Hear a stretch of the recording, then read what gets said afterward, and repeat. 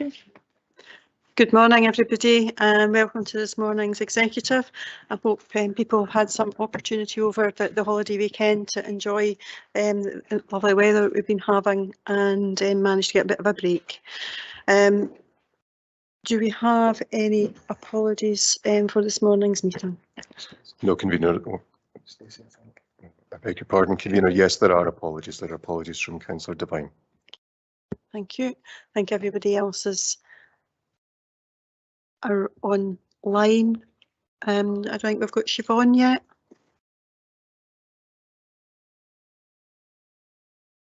She's maybe just running a wee bit late. She definitely said she was coming online. Great. That's great. Right. Okay. So good morning to everybody. Do we have any declarations of interest? No. Okay, thank you. Moving on to the minute of the executive held on the 14th of February. Minutes have been circulated. Can we agree them for accuracy? Agreed. Is there anything in particular related to the minute that MD requires immediate feedback on? No. Okay, thank you. Item 4 is the rolling action log. Mr. Moody. Thank you, convener. And as usual, the rolling action log records the decisions of the executive where further reports have been called for and provides an update as to progress. The rolling action log is, I think, up to date, but is available for members to ask questions. Thank you, Colin. I'll open up for any questions relating to the rolling action log.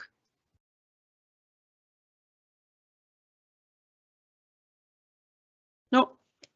Okay, content to agree that. Moving into our main items for discussion this morning, and the first item is the Falkirk 2022 Delivering Best Value Strategic Action Plan and Final Update, and I'll go to Mr. Lawrie. Thank you, convener, and morning to everyone. So Falkirk's Best Value Assurance Report was published in January of 22. The Council agreed an action plan in response to that in February of 2022, and that covered the period through to March 2023. The Executive received updates in August and December of last year, and this is the third and final report, and it sets out progress against the 7 themes in the action plan. That's Appendix 1, and there are also 4 supplementary case studies covering leadership, transformation, performance and equalities, and they're set out at Appendix 2. In addition, the report sets out a number of proposed next steps, and it's really that I'd like to just talk about briefly.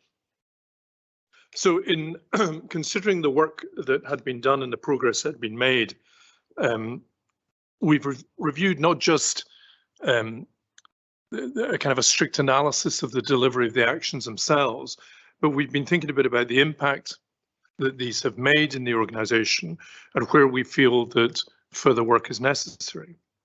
So as part of that review, whilst we recognise that the Best Value Strategic Action Plan has been substantially implemented within the timelines set, there's clearly more work that we need to do. So rather than signing off the process at this point, we felt it was important to undertake a bit more evaluation of what's been delivered and how we build that into our strategic plans going forward, and ensure that we do the necessary follow-up improvement work to ensure that we are continuing to focus on best value. And the key themes, which are very familiar to all members, financial sustainability, collaborative leadership, communities, equalities, transformation of the council. So in order to do this, what the report proposes is 2 self-assessment exercises, one which is going to be, and indeed is being undertaken because it's already started by chief officers, in terms of considering the work that has been done and what more needs to be done.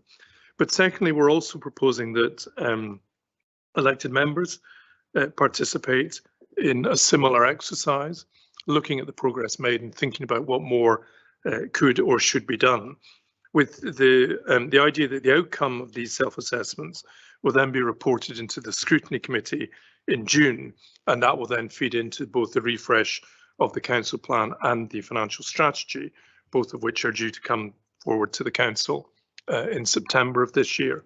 So the report, as I say, sets out the work that's been done against the action plan that was agreed. That is broadly positive. Our view is we need to then give serious consideration to what else we need to take forward in the back of this, not least in the context that we have the best value auditors returning later this year, and thus the proposal for these workshops is set out, and the recommendations are at section 2. Thank you. Happy to take any questions. Thank you, Kenneth, for that. As Kenneth said, following the outcome of the best value audit, the action plan was developed in response to recommendations from the audit, and as a whole council, we've been working through the action plan. Members received a progress update previously, and this is now the final update. That's not to say that that's the end of the work that we require to do.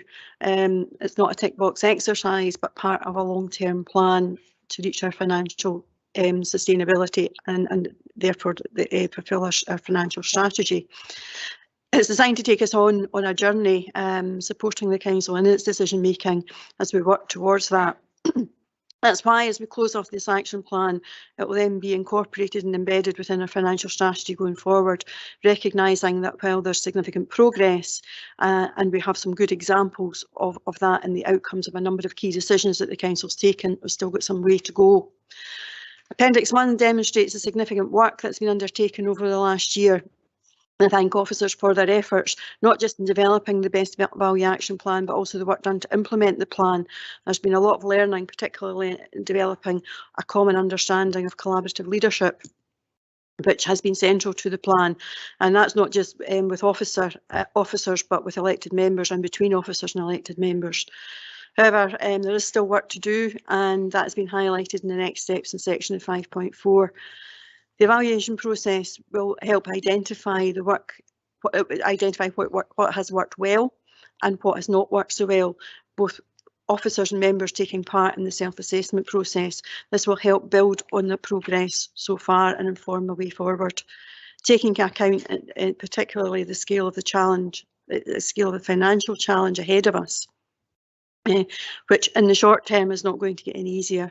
Therefore, it's important that we do have a process of effective decision making, notwithstanding these decisions are going to be difficult. We are due to have a follow-up to our last audit carried out later in the year by Audit Scotland. They're currently scoping out how they intend to go about that, but we know that quite clearly the themes they will be measuring us against will be those that were highlighted for action in the response to the audit. In particular, financial sustainability, collaborative leadership, communities and inequalities. Chief Executives quite clearly set out the risks to the Council in 7.4, and that therefore needs to be taken as a collective responsibility for ensuring that those are addressed and followed through in terms of mitigations. So I think while there's significant progress being made, there's still work to do, and I think on the theme of that collaborative approach, having the self-assessments carried out by officers and by members will indeed help to inform the process and help to have that embedded within our financial strategy going forward, and hope that will be recognised later in the year by the auditors, the work that has been done and the progress that has been made, and the commitment by all to Falkirk Council. So I'm happy to move the report as detailed by the Chief Executive, and I'll go to Councillor Garner. Happy to second reserve. And we'll now open up for others. Any member? Sorry, Councillor Spears. Thank you. It's really a question for the Chief Executive Officer about collaborative leadership. I always see us here as a council. I always see myself as a member of the community in a council. I don't see myself in the community as the councillor. I see as I'm here to represent the people. Surely this means greater consultation with the public that we represent, the collaboration should really be between the council and the community. As you know, our consultation process is not getting very good press at present. What are we going to do to improve that consultation with the public, where us as a council actually listen to the people in the communities and try and push forward what they would like?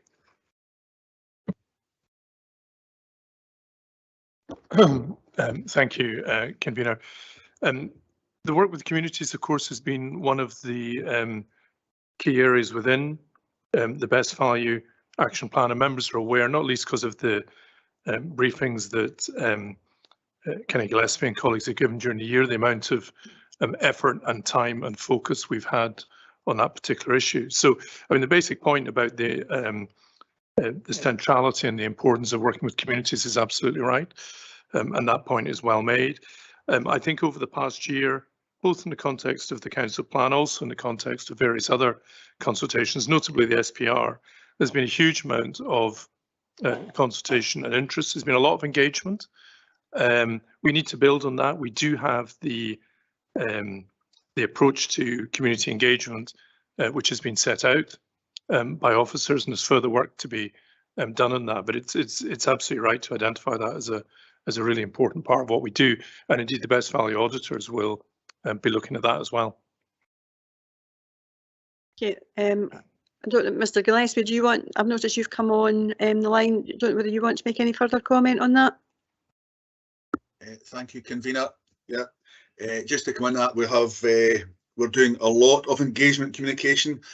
To mention a few, Kenneth just mentioned there, but we've done libraries, we've done community choices, our budget, SPR, we're mainstreaming of that, but also a Falkirk plan, locality planning as well. So we are involving communities, and I heard the local councillor saying we're getting a lot of bad press. What I would say is we're doing a lot of good work that we're getting there, because we are being transparent, we are being honest, we are being open as well, and that's what our communities asked us to be. So I think we are delivering that, and we have came a long way from the original Best Value report. What I would say to local members and their communities is that we'll never ever get it right 100%, but we're trying our best to, and we're there to improve continuously. So I think the coming months will show we'll get better at that, but at the same time there's always hard decisions to made when we do engagement, Convener. So I think we are travelled quite a journey from when the first report came out. Okay, thank you, Mr. Gillespie. Any other comments, members? Councillor Nimmo. Yeah, thanks, Convener. I'm a bit concerned that the recommendations are only to note the report. I think if you look at 7.4, there's obviously significant risks attached to this. And I'm just wondering how we're actually planning on dealing with this, because I would have thought at this point, with a further inspection to come during this current financial year 23-24, there would actually be some decisions in this paper for members to take at this point. I know that there's still a lot of work ongoing, but I think the fact that we're within the current financial year, I would have thought we would have had a lot more to decide on. Kenneth.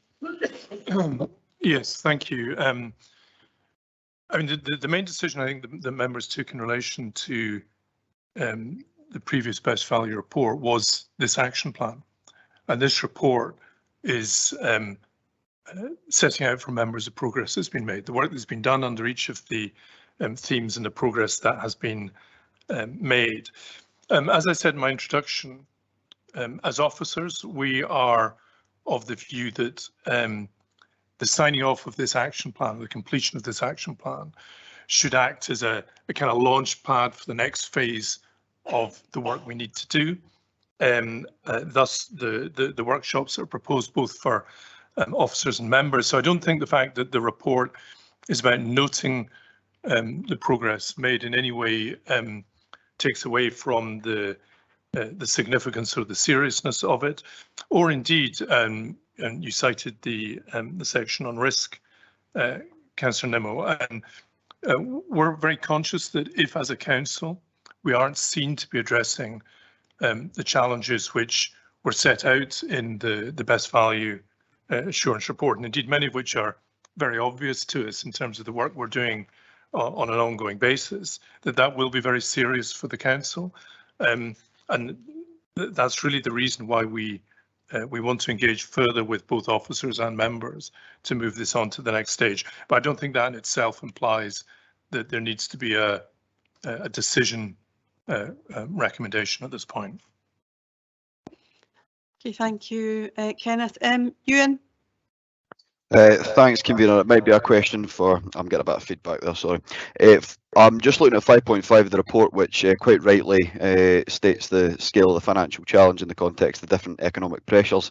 I just wanted to ask an additional question, especially with the proposed shift in approach to local government from the Scottish Government being discussed, especially in the press, termed the new deal for local government. How will that be a part of our evaluation points? And perhaps more broadly, this might be a question for Amanda, how will we be engaging in COSLA's processes as discussions begin later in the month with the new government? Okay, I'll go to Kenneth first. Amanda's not with us, but we've got Danny Kearney with us, so I'll give Danny the heads up. Kenneth. Yes, thank you. The proposed new deal with local government is at a very early stage.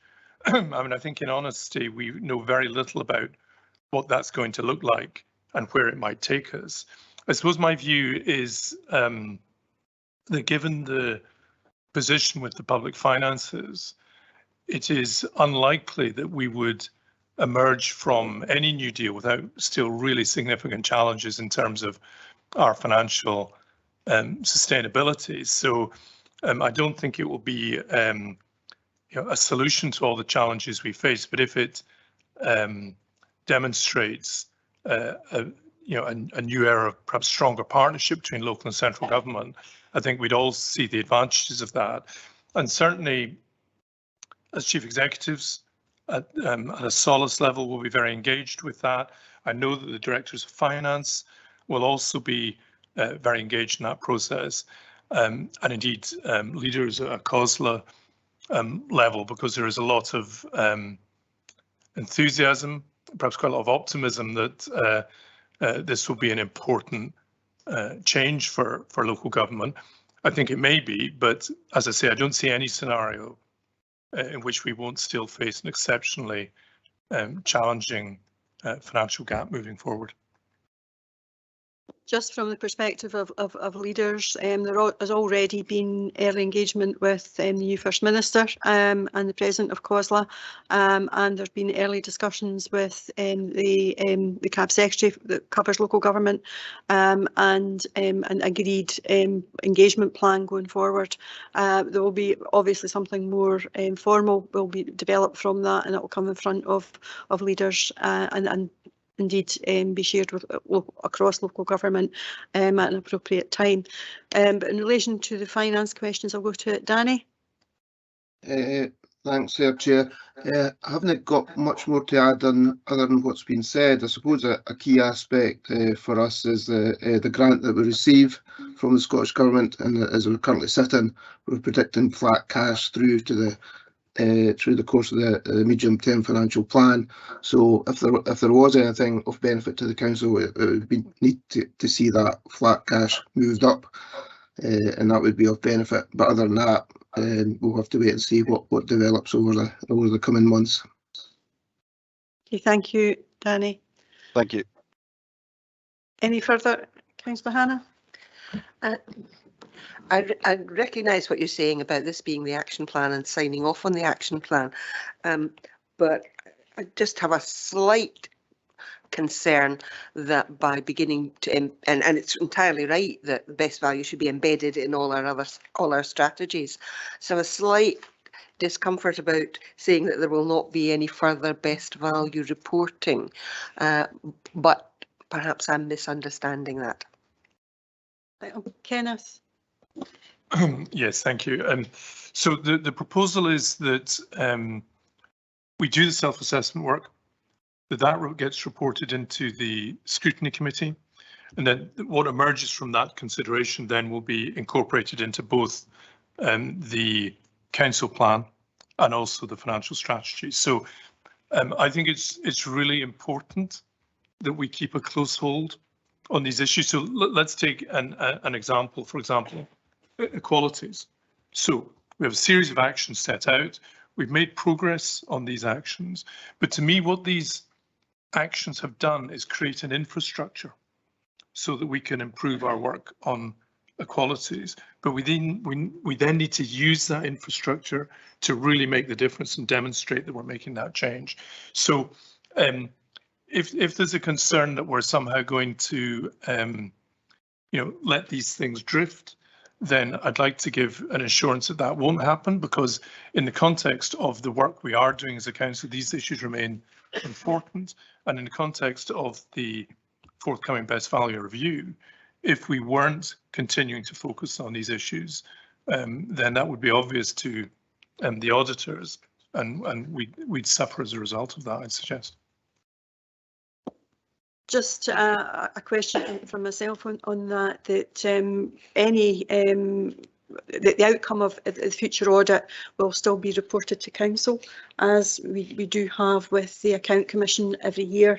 We have that, so that will still be reported separately to council and go through the audit process or through our audit committee as well.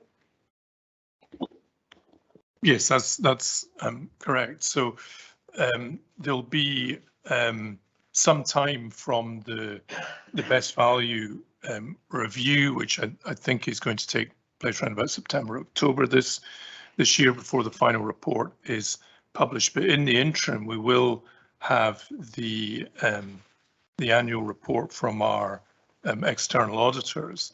And what we've seen increasingly is the closeness of the link between these two pieces of work, the best value work and also the annual audit. So if at any stage as a council, and I hope this won't happen, we lost sight of our what we need to do in the context of best value, then we'd find that the annual audit process very quickly reminded us of anything that was outstanding or not being taken forward.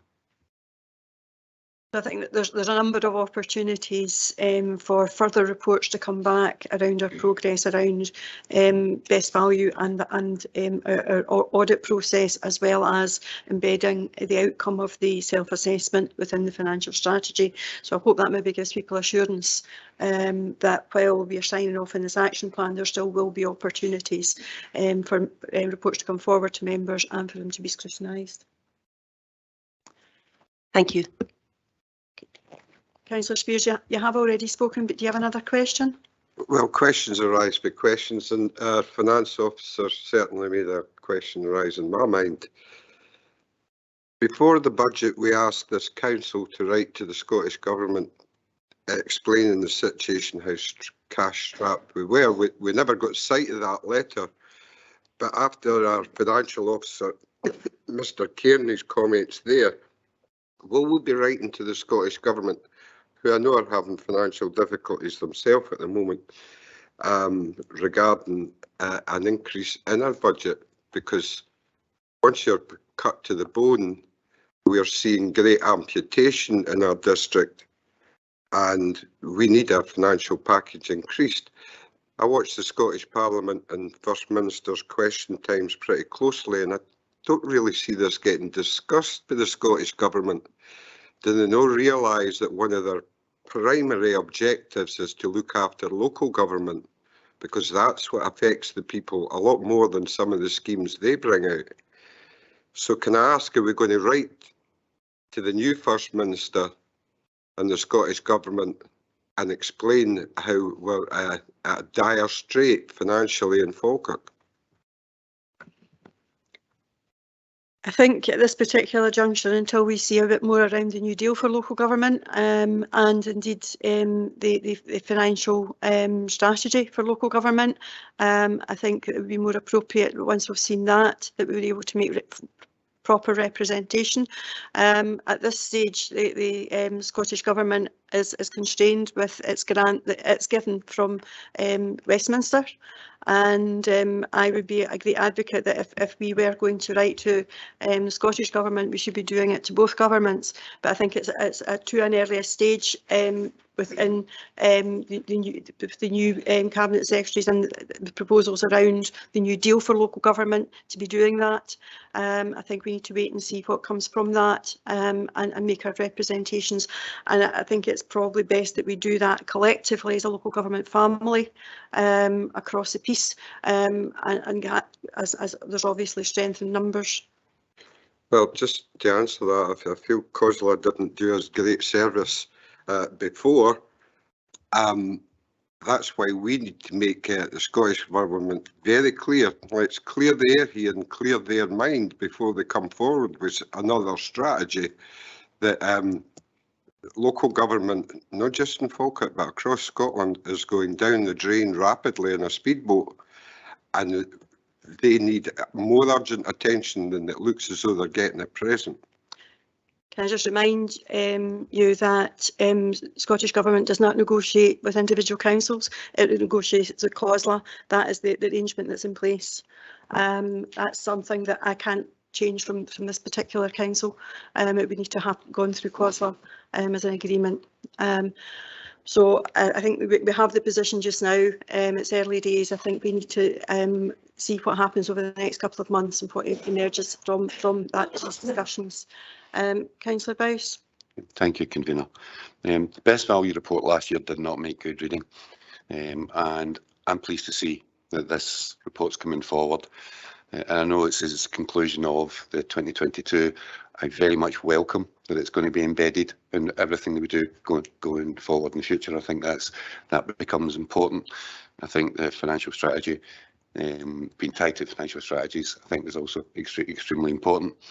It's not in the report, and it seems to be the report seems to be spreading from it. But I do also welcome that there has been early communications with the government, through COSLA, which is obviously the place that should be, because obviously they get a bigger strength. 32 councils doing it. We have to obviously take things going forward and see where what's actually going to come out from the Scottish Government as comes forward. Then possibly you look at what you do at that point. But yeah, it's got to be welcomed that this is the progress that's been made within this report, and I think that's sort of been missed a little bit as we've been talking today, that there's been good progress here. The progress, and I think it is detailed in the report, has to continue. Thank you. Okay, thank you, Councillor Bowes. Okay, if there's no other member, are we happy to agree the report? Agreed. Thank you. Moving on to item 6, it's tackling poverty in Falkirk, income maximisation strategy, and I'll go to Mrs. Algie. So this report brings forward the maximisation strategy made for requests that we take to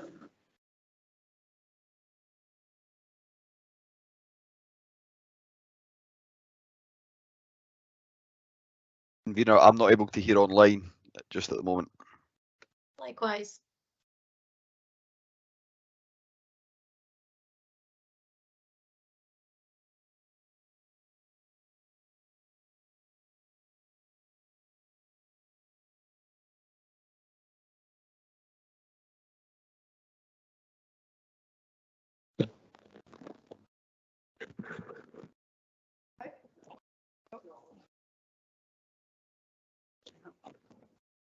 You can bear with us till we can get a microphone to Karen. You okay now? Can you hear me now? Yeah, loud and clear. Great, thank you. I'll start again then. Thank you. So this report brings forward the income maximisation strategy for members' approval, which was requested at the Executive last year. This work links directly to the actions that we're taking on our wider poverty support that we're trying to put in place for our communities. And this was set out in reports both to the Executive last year and to Council in December last year. Section 5 of the report summarises the work that's been done to develop the income maximisation strategy, which is provided at Appendix 1 to the report. And I think it's worth highlighting that the strategy was developed through engagement with various council services who work on the front line, working with communities, along with our partner organisations and community groups, particularly those groups who provide support in this area, such as food support and other essential support for households who are struggling with the cost of living. So really all of those that we know of working on the front line had some role to play in trying to help us develop this strategy. It looks at what more we can do with the resources that we currently have by sharing information, making better use of the data that we hold, and developing some tools which can be used by anyone, whether this be our frontline staff, community volunteers, or the public themselves. So the information essentially that would be easy to use, easy to access, and simple to follow, helping us to better mainstream the support and the advice that is available to individuals. Paragraph 5.4 of the report summarises the actions that are in the strategy, and at Appendix 2 you will also see some information on the communications that will be used to support a communication plan, which will be really important to all of this work as we go forward. The plan is that we will report annually to members on the progress being made against this, and you'll see in the strategy itself that we've set out some success criteria against which we can assess that progress. At section 6 of the report, we've also set out some information on 10 additional housing staff who will be appointed to support this and other work in dealing with the cost of living crisis. And that's using money from the housing revenue account, which members agreed back in February this year. Whilst these posts will support our housing tenants, it will enable us to then free up capacity in other areas of frontline support to ensure that we have additional support for all in our communities. At section 7 of the report, we've given you an update on the LACER fund, which was there to support recovery following the COVID pandemic. And members may recall that we got £2.29 million for that fund to support both businesses and across our communities. At the table at 7.2 of the report, you'll see that there has been a low uptake of the business support, and in part that's because of other grants that became available since the LACER fund was put in place. As a result, we've taken £500,000 from the fund that was allocated to support businesses and moved that across to the household support fund to provide more support for those in low-income households. Whatever's left of the remaining balance of the business support grants that were there, that's around £280,000, that will continue to be used to support activities linked for business support. Section 8 gives you an update on the Household Support Fund itself, and for last year, or 22-23, you'll see that we had around £750,000 available, most of which has been spent. It's worth flagging that in February members agreed that there would be 250,000 additional funds from the housing revenue account. In March there was an agreement there would be 250,000 from revenue resources, and along with the 500,000 from the LACER fund, that gives us around £1 million going into 23-24 to continue to provide the household support fund. The various implications are set out in section 10 and the recommendations are set out in section 2, which is asking members to approve the income maximisation strategy. I have Kenny Gillespie and Sally Buchanan online to help with some questions if members have any, and would be happy to do so. Thank you, Convener. Thank you, Karen, and thank you to officers across the council for pulling together this income maximisation strategy, as it's not been service specific but has been across the piece.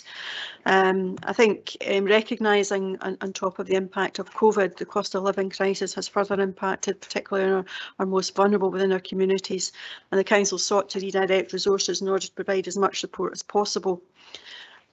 That has been subject to previous reports to members, and in December it was acknowledged that this was not going to be a short-term position with more people and families being impacted. It's also apparent that there were a significant number of people not claiming all the state benefits that they were entitled to. Therefore, it was agreed that some additional resource would be directed into delivering that outreach work to identify those who were entitled to benefits which will have a positive impact on their quality of life. Well, there has been some has been success in an increase in uptake, clearly there's more that can be done. And for those who do not qualify for additional benefits, making use of other direct financial assistance to help sustain them through a difficult period is very much welcome. The report has highlighted that in particular the inflationary costs of food, something that we've all experienced, but this is far more acute if you're in a fixed income. The magnitude of the inflationary costs have been so significant. To see families where 1 in 4 are worried about running out of food, with many anxious about having enough energy to cook and heat their home due to rising costs. Well, we have not seen a rise in the energy price guarantee as it was anticipated, and there are still no signs of that coming down. The additional £75 payment from the COVID Recovery Fund is welcome, but does not go far enough. Nor do we have comfort from the UK government that it's doing all it can to help those most impacted. So with limited powers and resources we have in local government, we need to do what we can to help those in greatest need, and that is what the income maximisation strategy is designed to do. Strategy is designed to go across the council and not just be service specific, as I've said, as well as extending to our community planning partners where they're front facing, sharing knowledge, developing online tools for delivery of advice and support, using data to help target those most in need effectively, and improving messaging and communication to ensure we get to the target audience. We'll also look to measure the effectiveness of the strategy over the next 2 years, and that will help inform future plans as we go forward. Further practical support will be provided through housing services by the staff resource, and this staff resource, while will be focused on tenants, this will free up capacity within our welfare benefits and advice team to deal with non-tenants, thus a greater resource to help those right across the piece. Further practical support will come in the form of the financial resources being utilising underspends from the COVID recovery funds. Acknowledging that the funding provided for businesses has been undersubscribed with low uptake, so a proportion of that spend will be used to help support the household support fund. This still will relieve a residual pot available to support businesses as they also have access to the shared prosperity funding. Along with the additional funding allocated from housing and our revenue budget, this will give a combined pot of around £1 million for the household support fund to help those in need over winter. We hope these actions will help to increase disposable income, alleviate some of the impacts of poverty across the council area, and help support the local economy. What it will not do is eradicate poverty, and that is something that we have to continue to focus at a higher level and encourage all governments to look at doing more in order to be able to progress that. I'm happy to move the report. I'm going to go to Councillor Hannah now to second the report. Thank you, Convener. And I'd like to echo the thanks to all the officers who've been involved in this, and I really welcome the fact that it's being taken across all the different departments within the council. The problem of poverty is a problem that all of our staff need to be aware of, and all of our staff need to be doing their bit to try and improve it. The other thing I'd like to say is that it's important to remember that it's not just council staff, and I'm really pleased that there has been a collaboration with the various community advice agencies, the various other agencies in the third sector providing this kind of support. We were just discussing recently at the integrated joint board the issue of the carer strategy and the importance of income maximisation in that area, which is undertaken by Citizens Advice. We've talked about the low uptake of the LASER fund, which is interestingly now going to assist with the problem of low uptake of benefits. And I think we need to remember that the low uptake of benefits goes across not just the poorest people in our society, but impacts on people on a range of income levels. Many people think they're not entitled to benefits, and they really are. And it is a legal entitlement that they have. There are 1 in 3 of the people over pension age who are entitled to pension credit are not getting it. 1 in 3 working people who are entitled to universal credit are not getting it. In terms of disability benefits, we don't have figures for the numbers of people who are not getting the disability benefits that they're entitled to, but we do know that there is a major problem, that it is a high issue. Across the whole of the Falkirk Council area, there's around £37 million that is not being claimed by people who are legally entitled to it.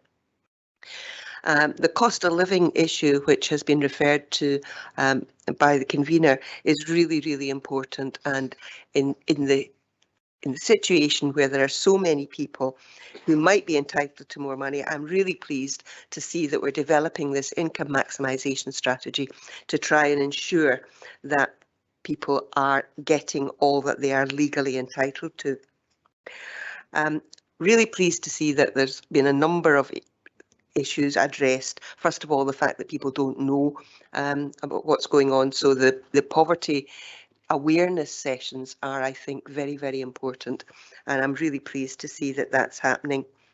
And I do hope that this will begin to address the issue of the stigma and the pride that people have and the reluctance people have to making claims.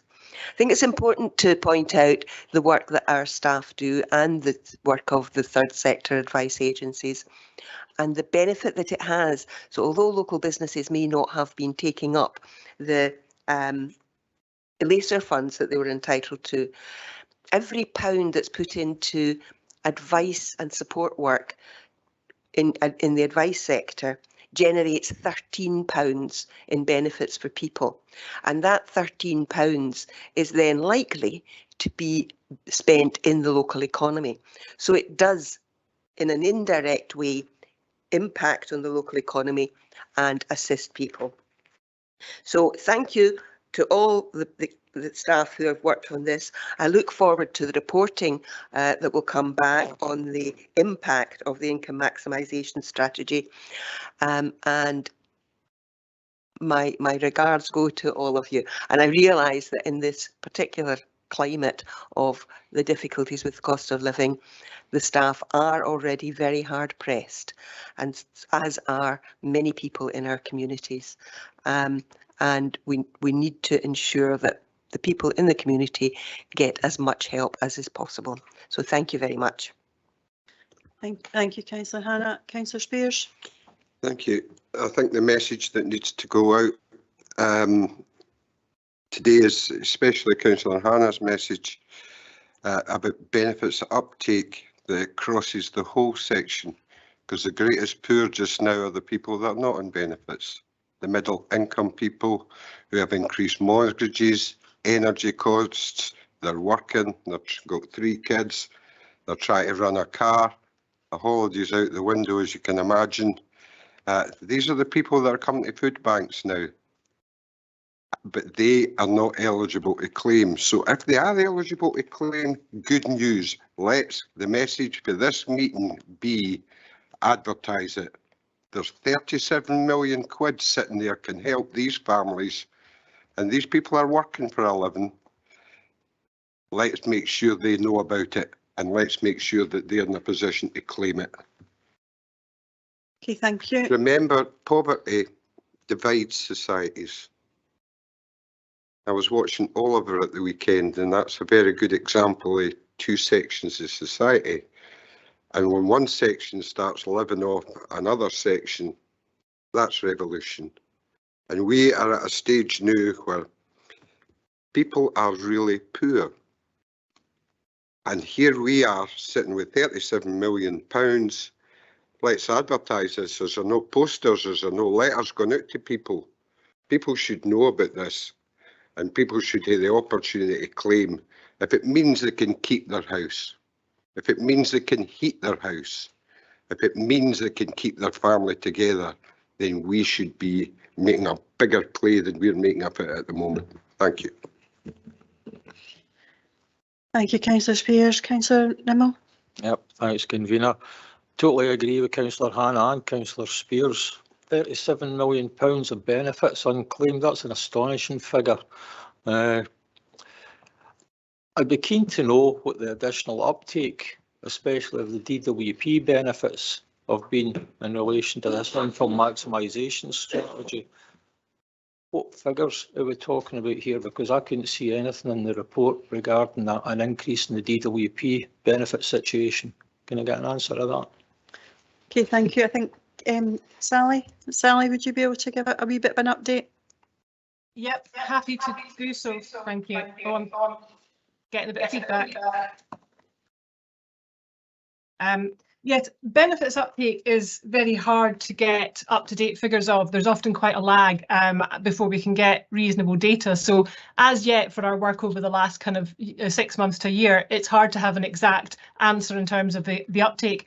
What I can say is that over the last year, we've seen an increase in our financial health checks carried out by a welfare benefits team. So in the past financial year, they carried out 3,045 compared to 2,084 in the previous year. So an increase in that, which is positive. Our new household support officers, we have had 3 of them working since the 1st of January this year, and in the first quarter of the year, they have delivered over £226,000 in benefits gain. So that's from free members of staff over 3 months.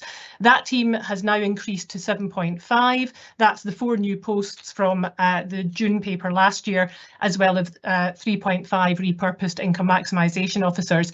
The new staff are in various stages of training, but we can really expect to see a significant increase in financial gain coming from those posts. And the other bit that I can get in terms of monitoring, in terms of our comms plan, we can look at click-through rates from the advertising that we're doing. So when we are promoting different benefits to people, different types of support out to people, we can see how many people have clicked through.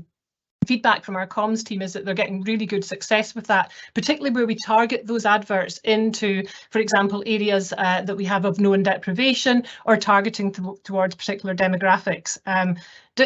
Interestingly, 90% of those who are clicking through to get more information are female, and that probably reflects 2 things. One, I think females are a wider proportion or a higher percentage of those who use Facebook than men, but also 2, that females are at a greater risk of poverty and therefore are quicker to click through on that information.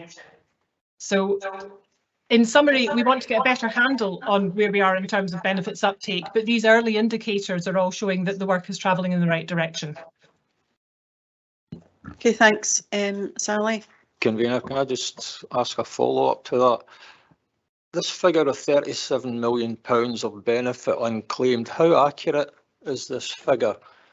Has this figure of 37 million been reduced, or are we currently still sitting at 37 million?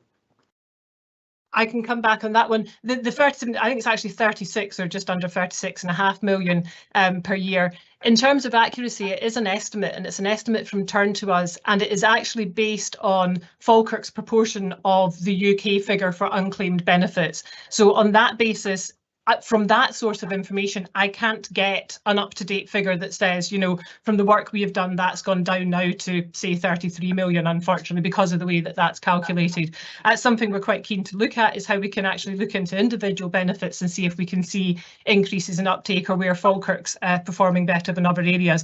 But that figure is a proportion of the national figure of unclaimed benefits. So it is an estimate, it is an indication. Thanks, Convener. Okay, thank you. I've got Councillor Steinbank. Yeah, thanks very much, Convener, and thanks to those who brought forward this report. I'm going to go to figure 2 in Appendix 1 of the strategy, which is a very extensive analysis, and I'd like to thank people. I'm not going to go through it line by line, but there is one question I do have in relation to one weakness that was identified, that there is no one place to go with all the information on support available. Now, I think that's definitely true, but I also think that there is a wealth of community resources out there, and when I was wandering around on Easter Sunday, I did notice that some folk had put posters up in their close for third sector organisations, council services. Our communities are definitely trying to let people know where they can go to get support. So I think my questions around communication on work being done already within people's communities isn't always available directly on the same scale as, for example, the council's social media and communications. How can we get an approach which is going to pull up general awareness of what is available closer to people's front doors? Yeah, thanks. Okay, thank you. Karen, do you want to take that? Yeah, thanks. It's a really good point, because I think the more we communicate, the more benefits we get out of all of this. I suppose the part that Sally was just talking about the increased access to some of our advice services is through some of that communication that we're starting to do and we're starting to see. And you can also see the uptake of the Household Support Fund, for example, which has been really significant in terms of that uptake. Some of that has been through as much the council communication, but more so word of mouth of our residents who start to get to know about it and tell others in their community about it. So that's really important. But I'll bring Sally in because she'll have more detailed information on some of the work that we're also doing as part of our work on the income maximisation strategy. Thanks. Okay, thank you, Sally. Yeah, thank you for that, Karen. And I think that's exactly the sort of thing we want to get going better with through this income maximisation strategy, is really kind of, if we can get really clear, simple to use information and tools out to people, they'll be picked up, they'll be used, and that can be used by community organisations who are regularly supporting people.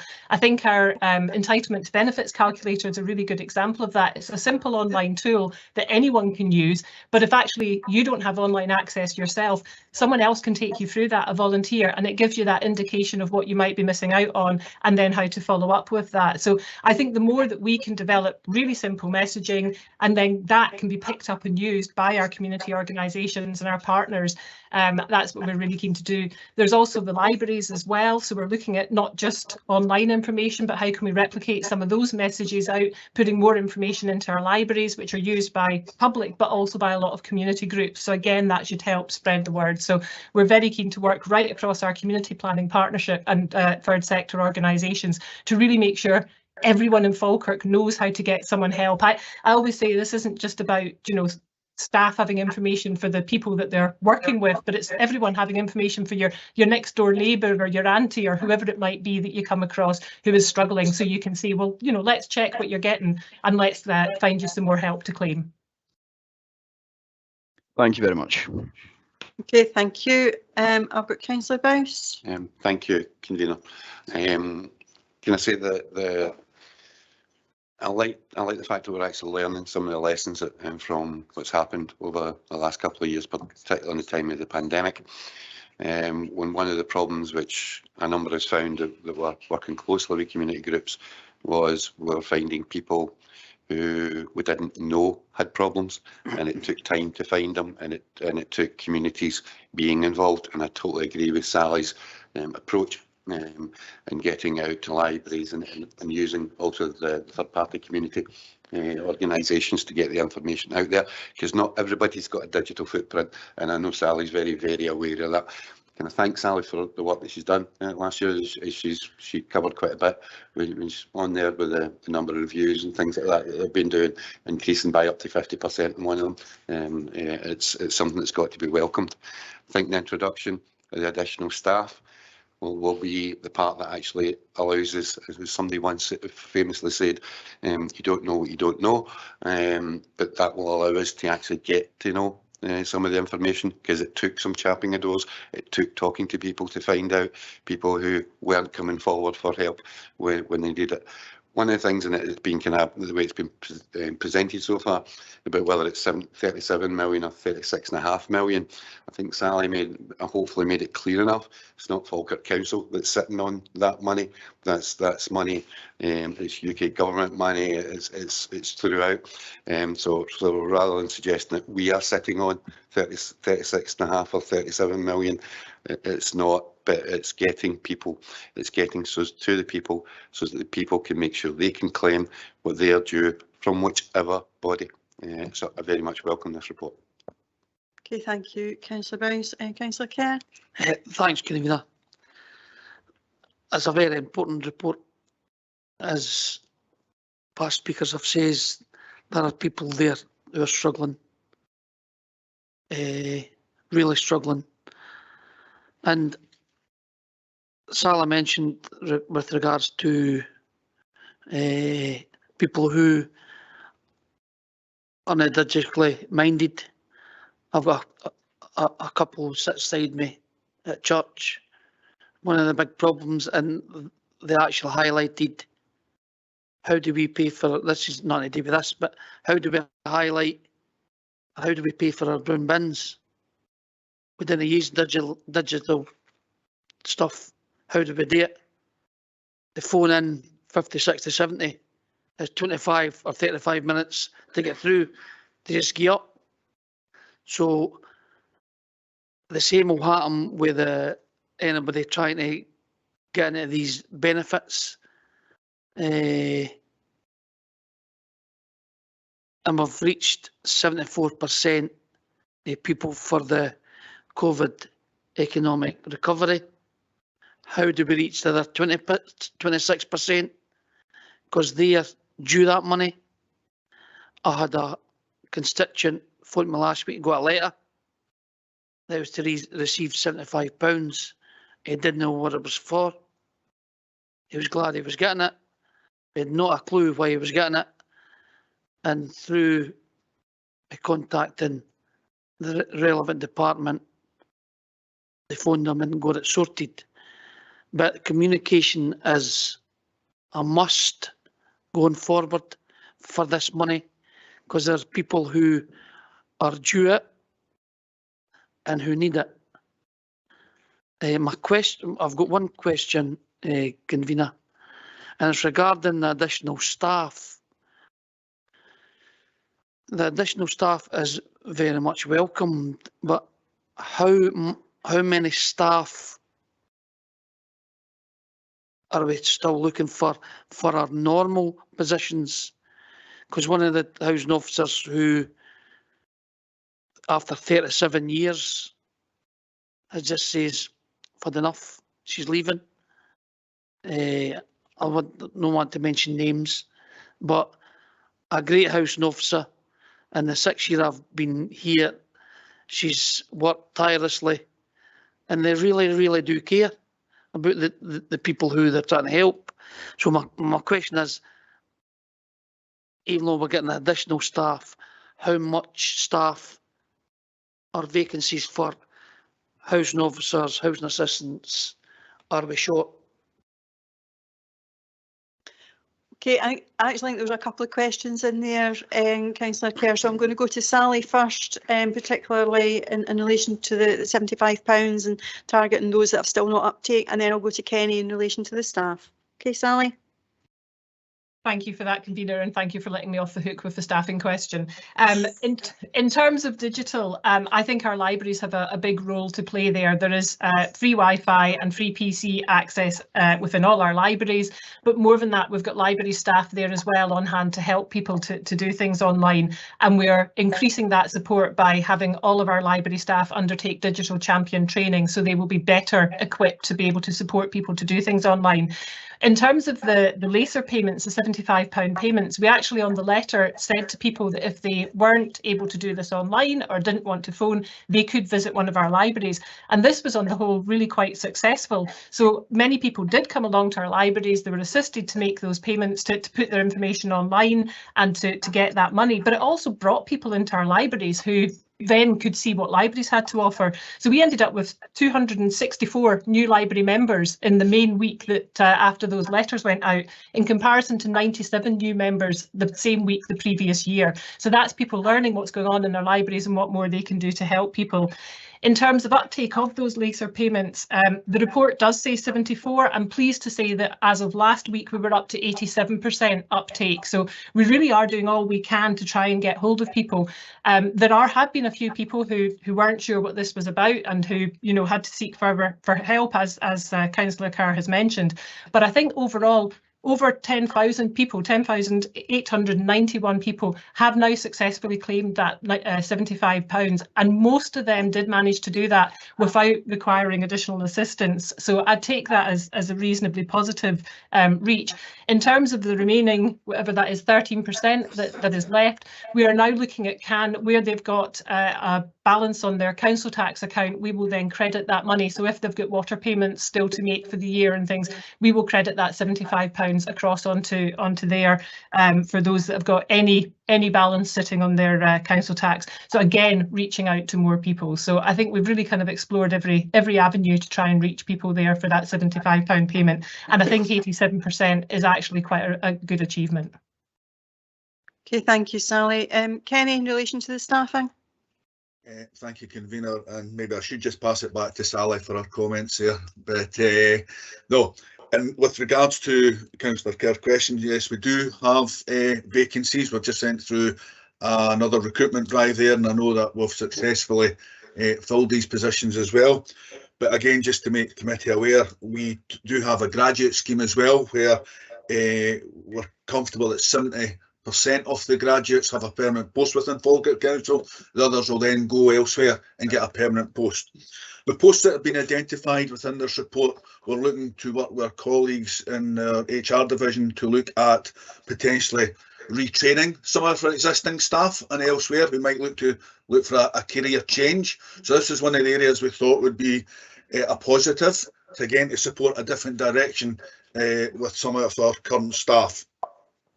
So as Councillor Kerr has said earlier, we're no different than any other section that we are losing staff, but we're also gaining a lot of very good staff at the same time, and we're through a transition period. The idea of the additional staff is also to allow staff to spend more time with individuals when they're at their annual check, but to pick on the things that Sally had said earlier, to look at what support they are getting, are they doing any other support, but also when they pick up some of their neighbours or their extended family as well. So I'm comfortable that we will be coming up to full strength in the coming months through the different options that we have, convener. Okay, thank you, Kenny. Content with that, councillors? Thanks, convener. Just one final question for you, and I don't know if it's Kenny or if it's Karen. Where our residents, where are they able to make cash payments if they need to make cash payments instead of online? Karen, no. Sally, are you able to pick that one up? Yeah, certainly both our libraries and our advice hubs can help people to make online payments. So, you know, if you're going in, if you've got your card and things, our advice hubs can help, our libraries can help with that. I'm not sure about cash payments myself, but Kenny put his hand up. Yeah. Convener, yeah, I put it up. I've tried to get it back down in regards to your answer there, but we also have pay points that, and I'm happy to forward that information on to the councillor. That's fine. That'd be nice to put it on to everybody, Kenny, so everybody gets an idea. Okay. Thank you, convener. Do we have a fairly comprehensive list of pay points? Because I think that would maybe be helpful to be able to share with our communities, so that they know that that's where they can make the cash payments. Okay, thank you, colleagues. Before we finish, I've been looking through the report and the recommendations to approve the income maximisation strategy. I've been frantically trying to see the reporting of it when we get feedback, and I can't find it. It's maybe in there somewhere, so apologies for that. But I do wonder if there's a potential to be able to get a feedback at some strategic point, so that we know the direction of travel, the movement that's been made, and therefore know the effectiveness of the strategy. And so I'm looking to somebody to advise of when we could maybe get an update on that. Okay, I've got Karen and Sally coming back, so I'll go to Karen first and then I'll come to Sally. Convener, there is a mention, and I can't find it exactly, but there is a mention in the report that we would report annually against the success measures. But I do know that members are really interested in the progress we're making in this area. So if members would like that, certainly in the short term more frequently, maybe a 6-month report, so that we let the strategy bed in and we can report back 6 months initially, so that you can see the progress that is getting made. I would suggest that if members are comfortable with that. I think I would be happy to see a report back in 6 months, just so that we can see the progress of it, and I'll look to everyone else to see if they're content with that. Yep. Okay, on that, with that request for a 6-monthly update report, are we happy to agree the report? Agreed. Okay, thank you. Moving on to our next item, which is Falkirk Council Local Transport and Active Travel Strategy, and we go to Michael for the report. Thank you, Convener. The purpose of the report in front of you today is to seek approval for the proposed Falkirk Council local transport strategy and the Council's first ever active travel strategy. It is recommended that the Executive approves the local transport strategy and active travel strategies and the strategic vision they wish to deliver. To note, the local transport and active travel strategies are focused on transport networks which prioritises active and sustainable travel over a network which currently prioritises the car, and adopt an approach to develop the active travel network which prioritises and creates spaces for walking and cycling over other modes of transport. It's important to highlight that these strategies have a real change in direction. The original local transport strategy was back in 2014. This is a total refresh of this. The active travel strategy itself is new to Falkirk Council. The vision for a local transport strategy is a transport system that encourages active and sustainable travel choices, creates and connects better places, and promotes well-being and community regeneration. The key values within the local transport strategy include accelerating sustainability, improving inclusion, achieving economic growth, and enhancing existing infrastructure. In terms of our active travel strategy, we wish to have a vision where communities are shaped around people with walking, wheeling or cycling, the most popular choice for shorter everyday journeys. And the key value and guiding principles are in terms of making people first, in terms of travel and sustainable investment.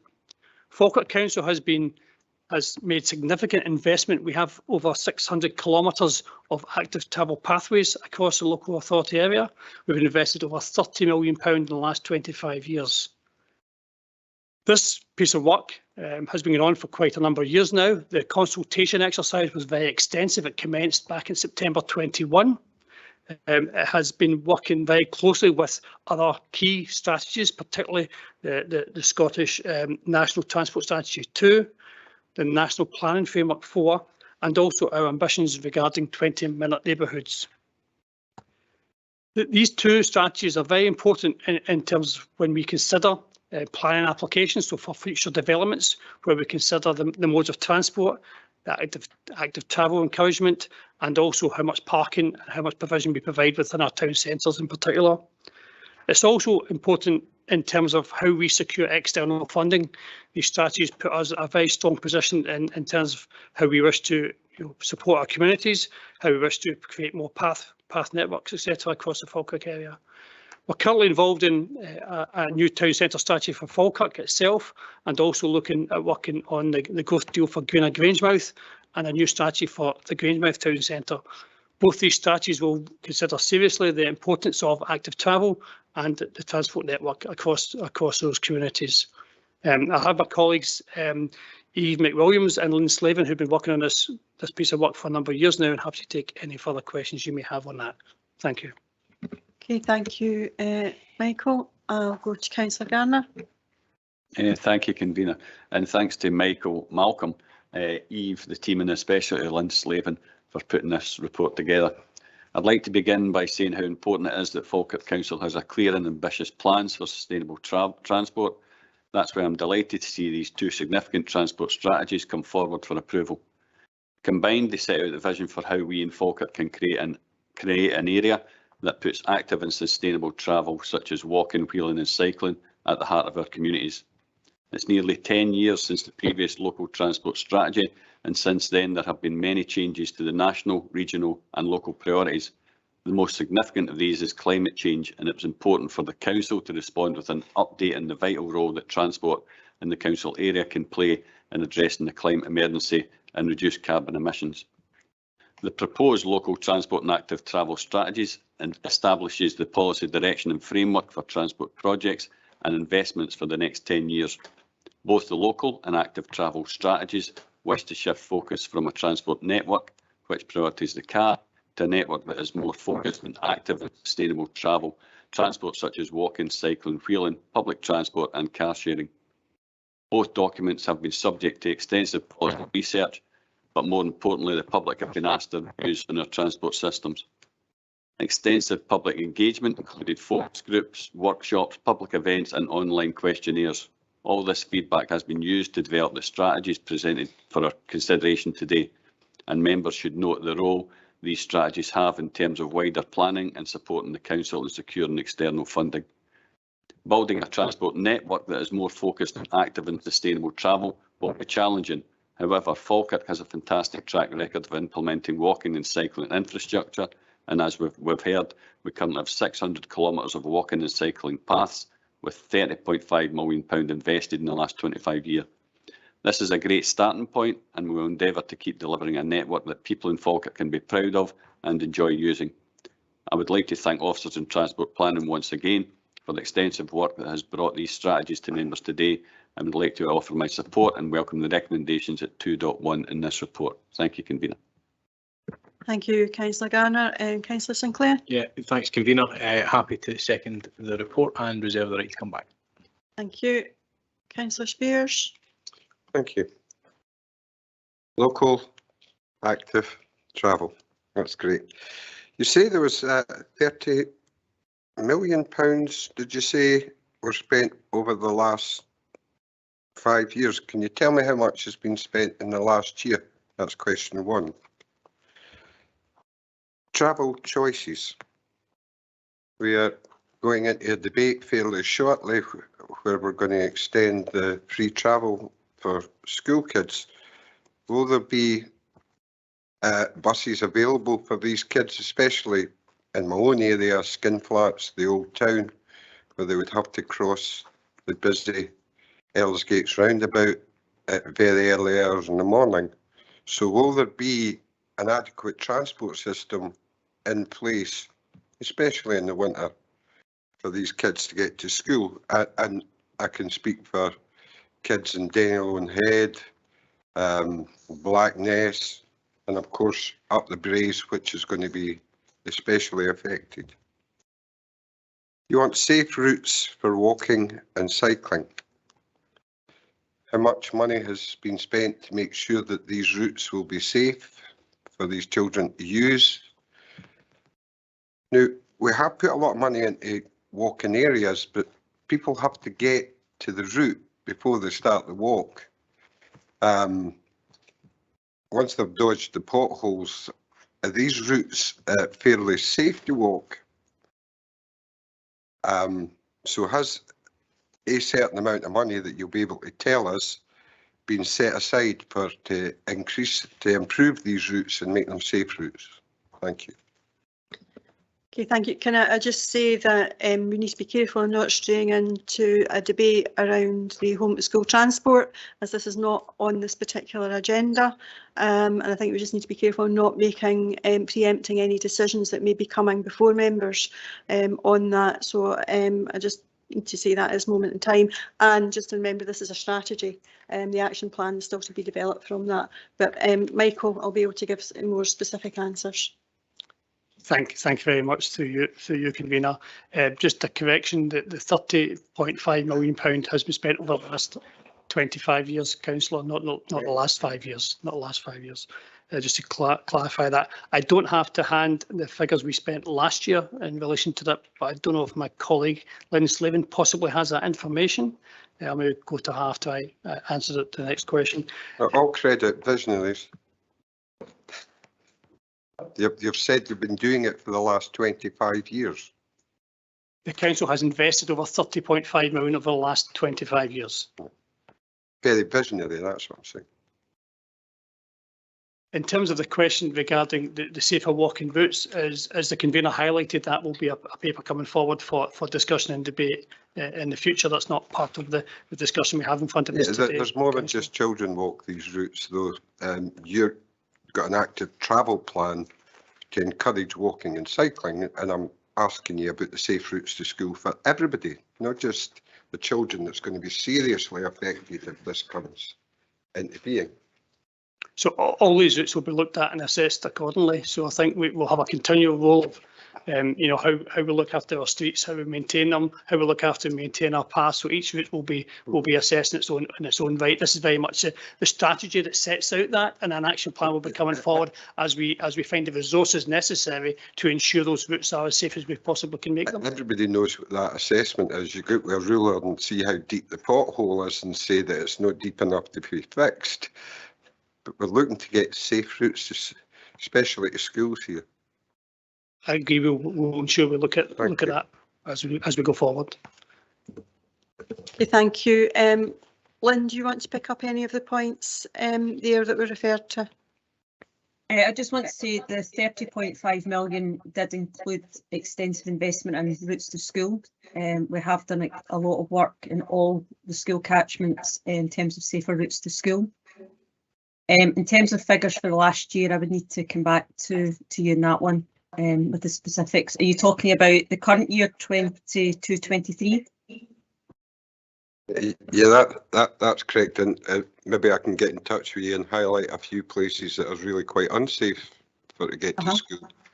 We're talking about surrounding Zetland Park and Grangemouth access and egress without any double yellow lines and people parking, kids in the middle of the road before they can get across Councillor the road. Spears, can I ask that maybe take that offline, because that's getting into very much specifics. This is a strategy across the board No, I that we're spoke talking fast and I've about. got it across, so thank you.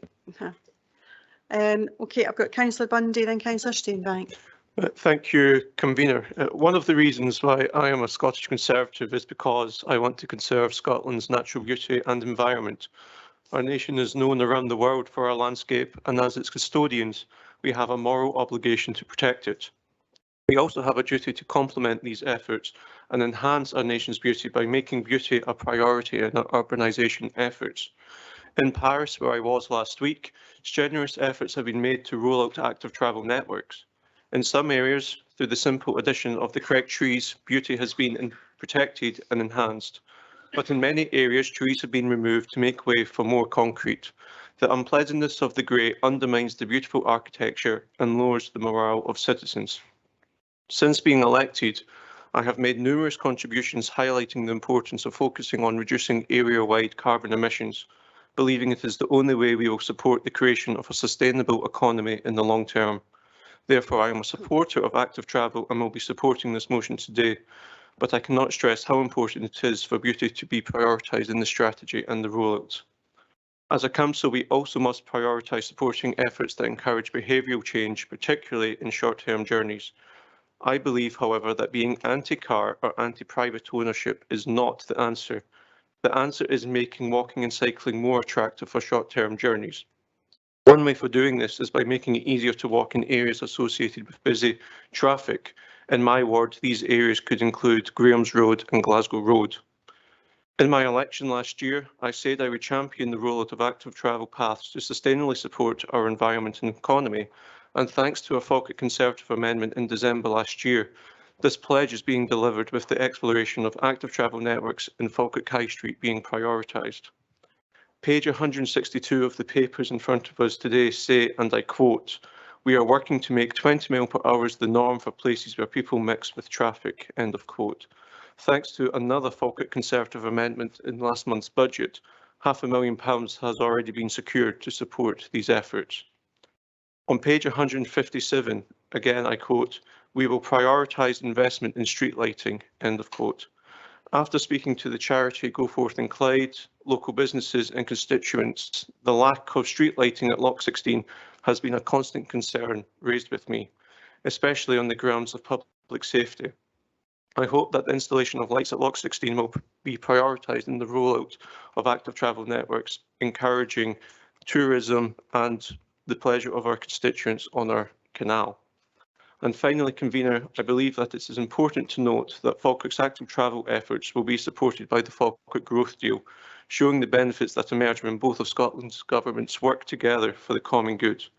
For the rollout of active travel to be a success, we must listen to people and address the concerns they already have. We must support efforts to encourage behavioural change for short-term journeys, and we must support the conservation and enhancement of beauty. Thank you. Okay, thank you, Councillor Bundy.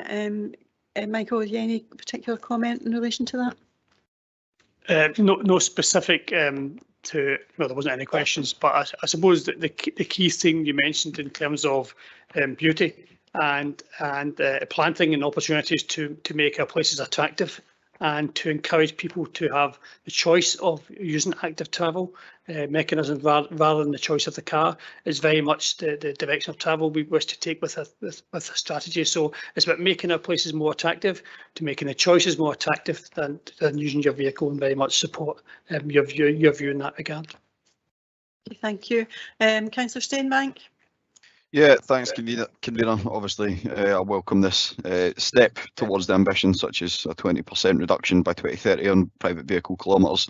I think we need to understand how we can change our own behaviour, but when you do make that attempt on active travel, as has been highlighted by several members already, you do see the barriers that have been identified within this report. So I've got a few questions for Michael, if you'll indulge me. So firstly, it's on 20-minute neighbourhoods. I think I'm trying to understand how this ambition will influence the context of what would be considered infrastructure priorities. Obviously, I think we're in a bit of a period of volatility for various reasons about where services are being provided, especially since the pandemic and home working, and obviously a few decisions made by this council and more broadly nationally. How will active and safe travel routes to create 20-minute neighbourhoods evaluate what resources are likely to be placed where in the next 5 to 10 years? Cheers. Thank you. Through you, convener. Yeah, I think that's a very, very important point in terms of the ambitions and the visions for 20-minute neighbourhoods. And this is where people can have access to retail, access to employment, access to education. Now, clearly 20-minute neighbourhoods may not work immediately with very small settlements, but certainly within our urban areas, as we develop our master plans for town centres, for example, we can ensure that the active travel connections are part of that scenario to make sure that we connect up our communities with education, with retail, with a place of work throughout the Falkirk area where it is possible and practical. I think that there's so many good linkages with 600 kilometres of active path networks. There are opportunities to get on your bike, so to speak, and to wheel and to walk to various different locations to carry out your normal day-to-day tasks. I think it's certainly an ambition, but we've got to recognise also that in smaller settlements it may be more difficult, more challenging to provide all those elements within a 20-minute neighbourhood, but certainly the ambition we wish to aim for in terms of much better connections, and we'll do that through our planning processes, through the master planning processes, and through the investments we make, whether that's through the growth deal, levelling up, or whatever. Right, thank you. I've just got another question. It's more a clarification. It's, I'm just looking at it's page 22 in terms of the actual report, and it's about appointing an active travel education officer to engage with the education sector. Could I just get a bit of elaboration about what that role will entail? Could I refer us to Lynn Sladen, please? Yeah, Lynn. I'm not involved in recruitment, but I can tell you that it'll be engaging with schools to look at things like what school weeks, looking at bikeability training. It's really engaging with each school individually and asking them what their issues are and trying to do kind of educational programmes with schools. We have done school work for the last 20 odd years. That was one of my first jobs. So it's really just, as it says, it's looking at the education and behaviour change side of active travel. Say we can put routes in, we can put infrastructure in, but often it's to do with people's behaviour and trying to encourage them to use those. And usually you find if you can engage with children young and encourage and embed those kind of habits, hopefully they will take that into their future lives. So it's really just an officer that will embed in the transport planning unit, and the role is to engage with schools. And we have a suite of measures. We won't just enforce certain programmes in schools. We will engage with them, ask them what it is their issues are, and try and do bespoke packages for them, because a rural school will be very different from a town centre school. So that's the kind of, it's more the very behavioural change side of things. And if there are any issues to do with infrastructure, then that can get fed back to the transport planning team in our network department. So it's both education, but we will look at infrastructure stuff if those get raised within the school environment. So essentially it would be to develop the bespoke packages on behavioural stuff, and then just referral. Yeah, no, thanks. You've answered my follow-up that I had on that one. It's not been recruited yet. My boss is in charge of the recruitment, but my understanding is it's hopefully going out for advert soon. Excellent. Just one we follow up on that. In terms of the behavioural change that will be encouraged, how much parental involvement? I definitely know as somebody who walked to school back when I went, it was definitely encouraged as a sort of independence development activity, but some parents still raise several concerns about engaging with that. So what engagement work will we be doing with parents? We have done school travel assessments. We've got reports in every single school, and we engage with the school community and the parents. So we do have records of what parents' issues are. Again, we typically, the education officer, that was one of my old jobs, is you engage with the head teacher initially and you speak to them. So normally within that environment, you do get to understand both the pupils and the parents' views. Again, it's each individual school. Sometimes we get invited to parent council meetings. So it's very bespoke to each school. If there is parental issues that there are concerns, it typically gets fed to us through the head teacher, but we have been invited to parent council meetings in the past. Thank you very much. Just one more question, convener, maybe back to Michael. Shared mobility schemes such as car clubs were highlighted in this report as potentially something that provided by the private sector or whatever would be a way to drive better outcomes. How are we monitoring demand or the likelihood of private sector initiatives such as this being established in the Falkirk area? Yes, through you, convener. Yes, thank you for that, Councillor Steinbach. We had a discussion at one of the group meetings regarding that, and it's very much a driving strategy that is at the forefront of the national strategy, National Transport Strategy 2, looking at mobility as a service and how people can access, not having permanent use of a car, but a irregular use of a car for a number of hours a day, an example. So we're very keen to speak and engage with various different car club operators to see how we can roll out that type of scenario across the Falkirk area. We don't have any specific opportunities at this point in time, but we're certainly keen to pursue that and see how we can reduce the demands of the car across the Falkirk area with car clubs and other mechanisms where people can get access to a vehicle for short periods of time. No, definitely. Thank you very much. No further questions, convener. Okay, thank you, Councillor Steinbach. I've got Councillor Nimble, then Councillor Hannah. Thanks, convener. Just a question for Michael. I'm looking for assurances from officers here. Do we currently have safe routes to all our schools at the moment? Because obviously this is going to form part of the active travel strategy going forward, and it's going to be a major factor, I would say. But do we currently have safe routes to schools? Through you, convener, could I defer to Lynn, who mentioned that we have carried out analysis of each of the routes to school. Lynn, could you comment on that, please? There isn't such a thing as a map of safe routes to school. Basically, we do assessments of school routes and improve them in terms of lighting, try and improve the path network in and around the schools. So there isn't a set map, if you like, of a safe route to school. We try and improve the routes within the school. We have done extensive work in that.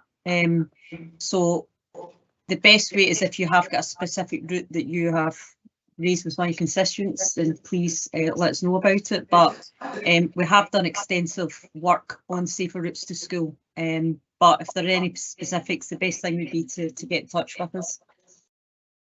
So just on the back of that, are we safe in thinking that there are safe routes to all our schools, irrespective of what you just said?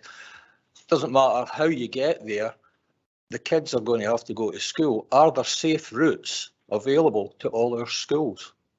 There's safer routes. You can't say safe. There's safer routes in terms of we have done lighting, we have done a path improvements. There's been assessments of all the crossing points. So there has been extensive work. Say the best way is if there are specific routes that you are aware of, then the best thing is to let us know about them and we can let you know. Okay, thanks for that. Okay, Councillor Hannah. Thank you, convener. We all welcome the moves towards promoting active travel and welcome this report.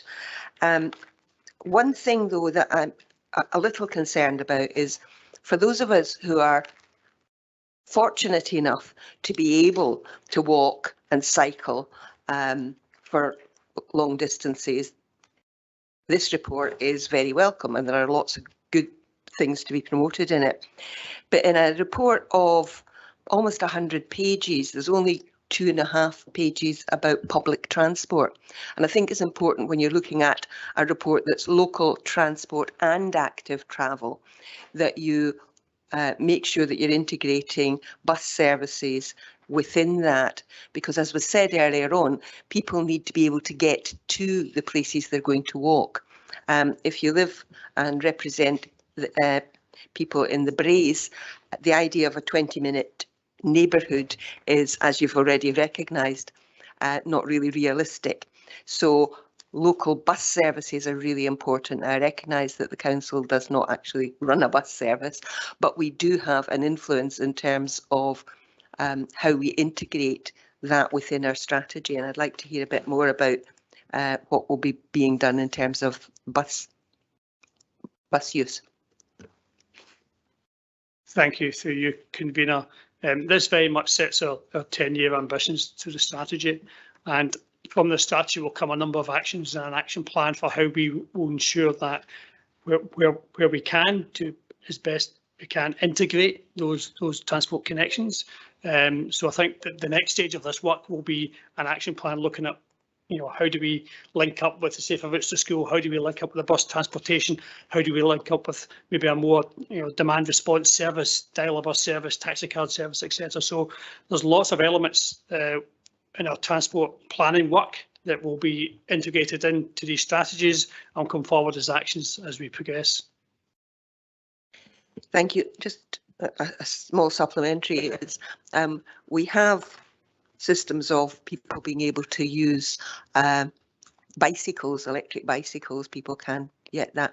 I think it would be useful to try and look at the ways in which we could have electric scooters as well for those who are not able to go on a bicycle. I think that becomes a wee bit fraught with yeah, but no, I'm just thinking that with legislation, etc., and then the licenses, etc., and maintenance, etc. We do have a short mobility scheme, which helps support those within our town centres, but having those available wider, I think, has significant problems. And I declare that many years ago now, that was my job, and going out and about with a trailer up to Calendar and various other places. It was very expensive, but also it was fraught with difficulties. And now with the various legislation around the particular types of mobility type scooters that you have, and the public liability insurance, it would be very difficult to make a cost-effective scheme to do that. But it is something that can be looked at for certain areas, but maybe not as broad as some would perhaps think. Okay, Councillor Kerr. Thanks, convener. Like everybody else, I welcome this report and thank everybody who contributed to it, and really supportive of the strategy, and look forward to the actual action plan come forward in the future. I think it'll be important for the council to have the plan. It's already been highlighted by Councillor Steenbank regarding the schools, and I don't think there's any of the 30 elected members who doesn't have a problem with the schools, with parking, with parents and carers driving to the schools when possibly through education that they can alleviate that and start walking with their children. And I'm sure everybody in the room has that problem. So getting the, as Lynn's already mentioned, getting the behavioural change and getting the education towards these, towards the schools will hopefully help. With regards to what's already been mentioned with the buses, as we know, the price of buses have went up recently. And I'll be lucky after Monday, it'll not affect me. Because I've got my bus pass on Monday. You're never that age, James. Well, I thought they'd dropped it to 40.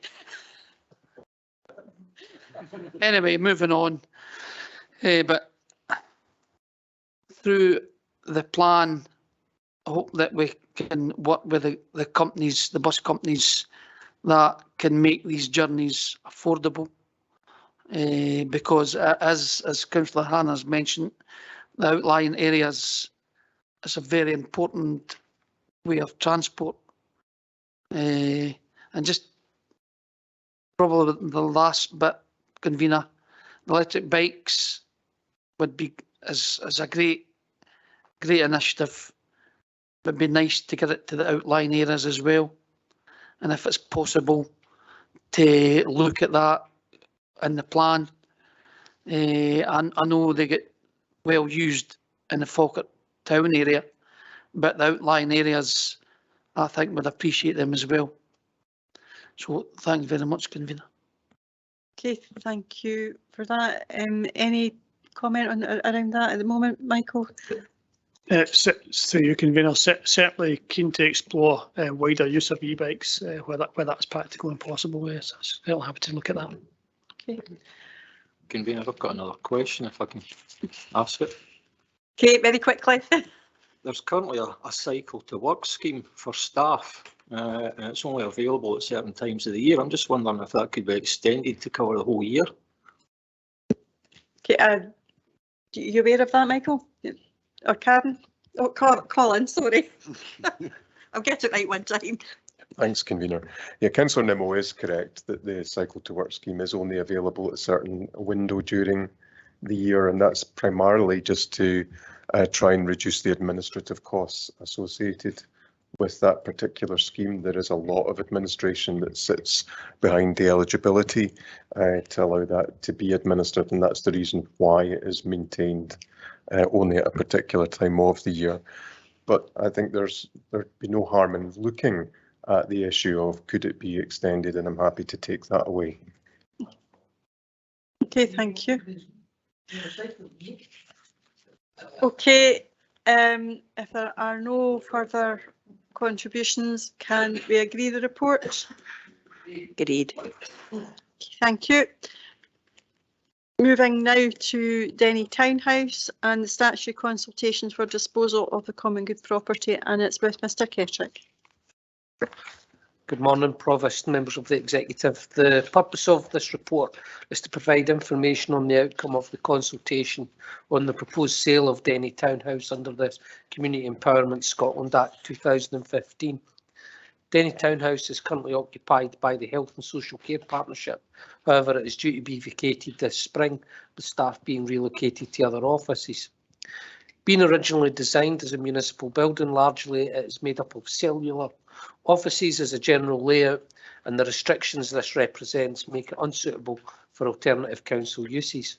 The property is, whilst in satisfactory condition, given its age and potential substantial future investment requirements, it is not sustainable for us to sustain it, to refurbish it for long-term operational purposes. Council Executive declared the property back in November 2020 as being surplus to operational requirements, and it was highlighted at the time the property was considered as common good, and therefore a public consultation exercise was required to be undertaken. The consultation process is outlined in section 5.1, and the consultation comments and proposed responses are provided in Appendix 2.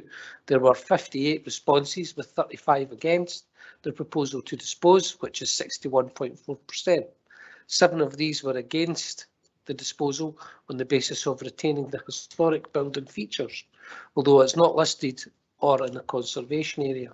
It is noted in the report of section 5.7 that through both planning and title conditions, the historic features can be preserved. If reflecting upon this, and then this could be construed, a marginal amount of 51% would be in favour. However, that was not the basis of the question and the feedback that was provided. There were mentions of community use, but no asset transfer request or an expression of interest has been made to date. To retain the property in the hope that a future operational use or a community use is brought forward, with the building being simply mothballed and retained until this comes, if it ever does, would not be prudent due to the risks associated with scrutiny, with security, maintenance and the potential for the building to continue to deteriorate, and obviously the subsequent costs that could be involved. Whilst responses were, in majority, not in favour of the disposal, there were no substantive objectives or viable alternative proposals. The conclusion is therefore that the advantage of disposing of the property outweighs the potential disadvantages. I'm happy to take any questions, Convener. Thank you, Paul. I'll go to Councillor Garner. Thank you, Convener, and thanks to Paul. Being born and bred in Denny, I have fond memories and a real attachment to this building, and can remember going in as a young boy with my mum to pay our council rent many moons ago. So I truly want what's best for the building. As outlined in the report and mentioned by Paul, Denny Townhouse is currently occupied by the Health and Social Care Partnership, but since COVID use has been very limited and is due to be vacated this spring with staff relocated to their offices. It's an old building, although currently okay in terms of condition. It has limited layouts, so no other uses have been identified for it, and it's a long time since it has been used for public-facing operations. It was declared surplus in 2020, and as a common good property, a public consultation exercise is needed to be undertaken to consider any proposed sale required before a final decision by council could be made. The consultation did not attract any community ownership interest, but that may still come forward as the process progresses. Whilst the majority of responses were against the disposal of the property, some of these were mainly about retaining the historic features. We need to ensure that the property does not simply get mothballed and potentially fall into disrepair, as mentioned. The potential receipt will accrue to the Common Good Fund of Denny and Dunny Pace and will be a welcome increase to that community pot. As we can see from the next agenda item, positive interest can come forward, and this much loved local building can be retained and with new owners and continue to be part of Denny and Dunny Pace's heritage.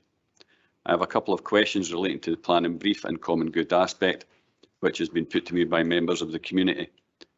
It's probably better, it'll be better for Paul to answer this, and he maybe did a wee bit. Can you confirm that as part of the planning, the frontage external elevation will be retained and that protection will be given as part of the sale to the stained glass window? A stunning piece which features the Borough seal, an original feature dating back to 1932, depicting the Angel of Peace above the bridge over the River Carn, holding an olive branch and an anvil and hammer, representing the iron foundries which many will remember in our town. These features of the property mentioned, which will add to the quality and value of the property, and the stone plaque stating that it is the townhouse, and another one mentioned when the foundation stone was laid in 1931 by the then Provost, which gives some historic information, will be included and protected as part of any sale. Also, why has this come before us in this manner and not part of the SPR process that many other council-owned properties are currently part of? Okay, Paul. Thank you, Convener. I'll take the second part first in terms of why this property has come before us now. It was declared surplus in 2020 before the current iteration of the strategic property review was brought forward. It was already declared surplus at that point and therefore subject to the common good consultation. In terms of the second part, we can impose, as we have done on other sales, such as the one that is following this at Kilns, restrictions through the marketing, through planning, and also contractual and also through title condition burdens to preserve historic features. And we will work with colleagues in planning to ensure that that's the case, particularly in relation to the stained glass window, which is a fairly stunning feature within the building. And we'd be happy to do that. And then ultimately, if there was a decision today to progress with the sale, that sale would again come back before the council executive for determination, and members would be free to scrutinise the conditions and the offers that were being imposed on the sale. Thank you, Mr. Kettrick. And with that in mind, I'm happy to agree the recommendations and look forward to what offers we receive, which will protect the townhouse. Thank you. Thank you, Councillor Garner, and I'm happy to second the report, particularly with the conditions, retaining the historic features of the building that it then go forward to be marketed. I think by enabling third sector, private sector funding, as we've seen in other places, is very successful in being able to retain some of those buildings within our communities and bring them back into a functional use, particularly when the council has no functional need for a building of that kind, and it takes away some of the liabilities to the council there when we would have no future use for it going forward. So I'm happy to second that with those recommendations that Councillor Garner's detailed. I'll now open it up. Councillor Spears. Thank you. I have a statement from the Deputy Leader of the Non-Aligned Group, Councillor Brian McCabe, who is an elected member for the Denny area. When are we going to start listening to the people? Every consultation we've had, the majority of public opinion has been against our decisions. In the case of Denny Townhouse, by quite some considerable margin, that was 62 to 67%. It was even close. DTH was Denny Townhouse was on the strategic property review with 132 other properties. Why was it singled out for prior disposal? Why was it removed from SPR? Has there been someone express an interest in the property? Question mark. Our town halls were only recently identified as core properties. Grangemouth, Bowness, and strangely, the Dobby Hall, which isn't even a town hall. They were removed from the SPR. Why not Denny Townhouse? It's got a municipal chamber. I believe, why is it being treated differently from all other properties? That's the view of the local councillors. I know that Councillor Brian McCabe himself sees the townhouse disposal as yet another loss of an inherent link to the proud history of the Denny and Dunnipace Borough town, the most architecturally unique building in the ward, and we are disposing of it. It is not a listed building, and no matter what we say here about planning protections, we know that won't happen. What are the local members proposing to protect the building? If you get pushed, no, sorry, it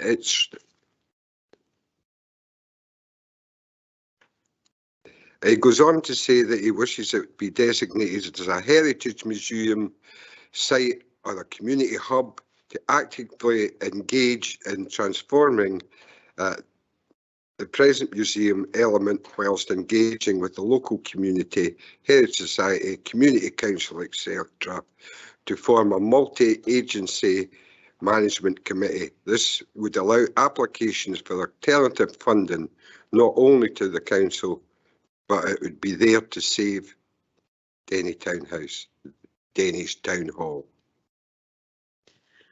Okay, thank you, Councillor Spears. I think Mr Kenrick's probably answered most of the points already raised in that, but I don't know if there's anything else you want to add to that, Mr Ketterick, but particularly around the desire to see the building reuse. That's not something that's within our gift. We really would need a community interest company to come forward if they wish to make that case and look at asset transfer.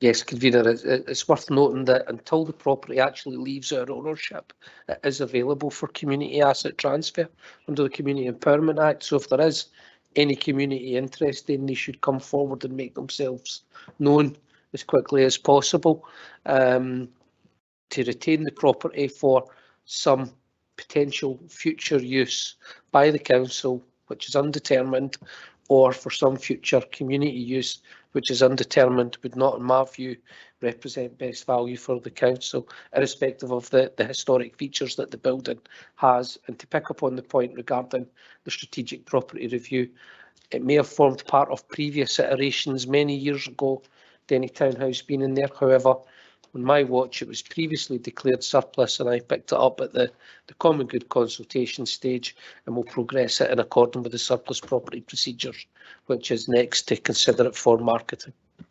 Thank you.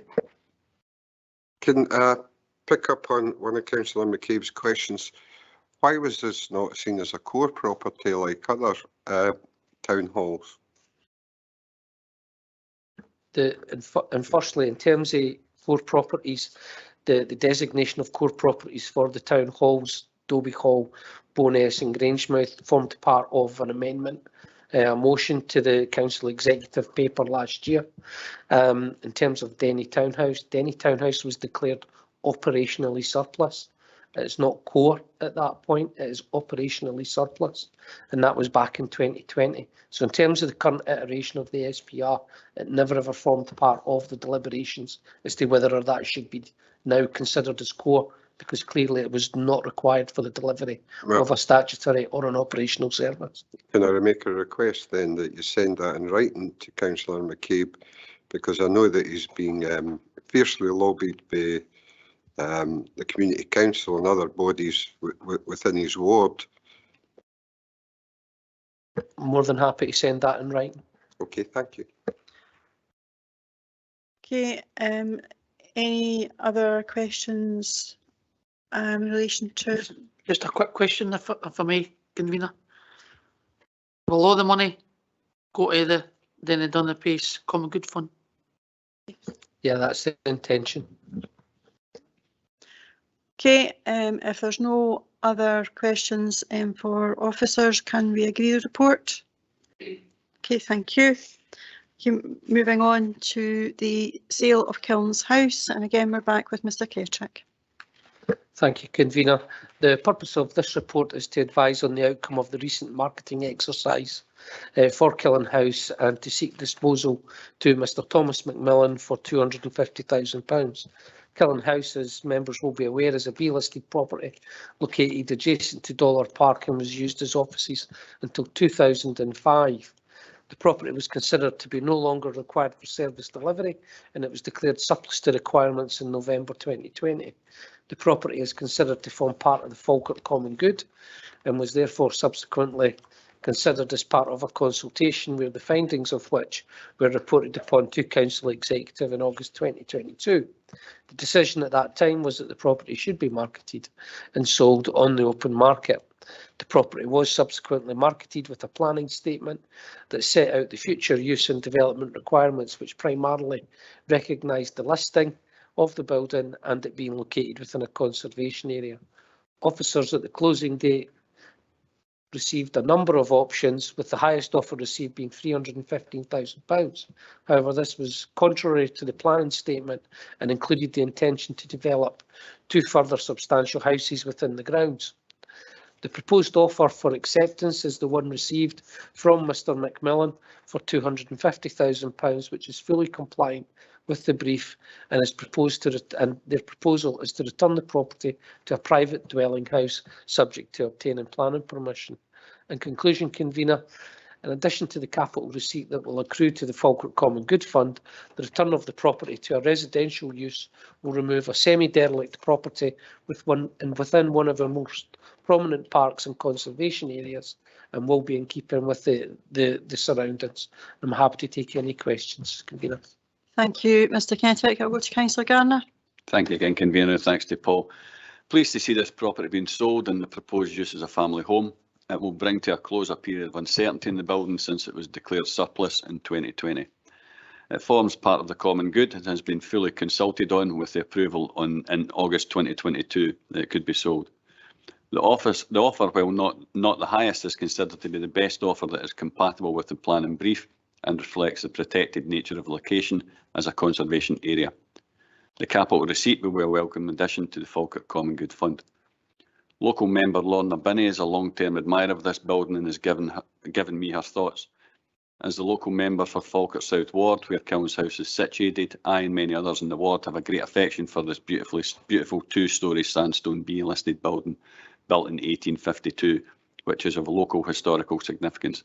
Since 2005, this building has remained vacant and in my time as a councillor, I've had inquiries because of its derelict condition and the impact it has on the surrounding neighbours.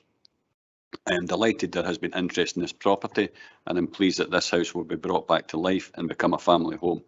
Like many in the community, I am also pleased there is a conservation burden over this property. The people of Falkirk will be delighted to see this house renovated, and I and others wish the lucky owner a wonderful adventure in Kilns House. I'm happy to move the recommendations. Thank you, Councillor Garner. I'm happy to second the recommendations. I'm probably one of the few people in this room that can remember when our leisure services were housed within Kilns House many moons ago, and the various attempts to identify a suitable tenant for the property has been challenging over the years. I'm now glad that we are able to actually find a future use for the property, and that it will be considered to be a domestic dwelling, and that will therefore retain the building as it is in its current historic form, in a beautiful setting. So I'm happy to second report, and believe that if the sale goes through, then there'll be a lovely home and grounds for someone for the future, and it will set a bar for any future use of the potential land around the existing town hall municipal buildings going forward. I've got Councillor Steenbank. Thank you, Convener. I do have a few questions for myself, and also ones asked as the member for the local area from the community. Obviously, Paul, you identified that the highest bid on the property was 315,000, but this one brought forward was the one that was compatible. I just got a question. Did all bids higher than the one that's being proposed today include additional freestanding development? Yes, Convener, my understanding is that the highest bid that was compatible with the, in fact, I know the highest bid that was compatible with the planning brief is the one that's under consideration today.